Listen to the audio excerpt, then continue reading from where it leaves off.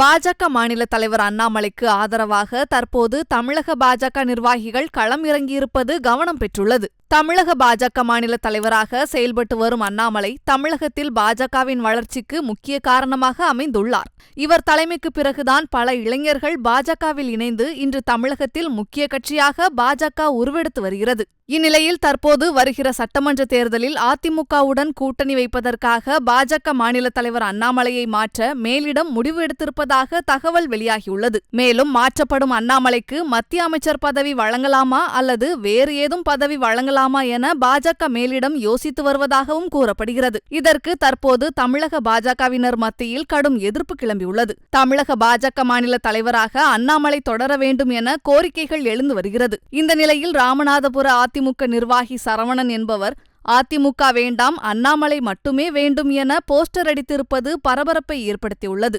இந்த போஸ்டர் தற்போது இணையத்தில் பெருமளவு வைரலாகி வருகிறது.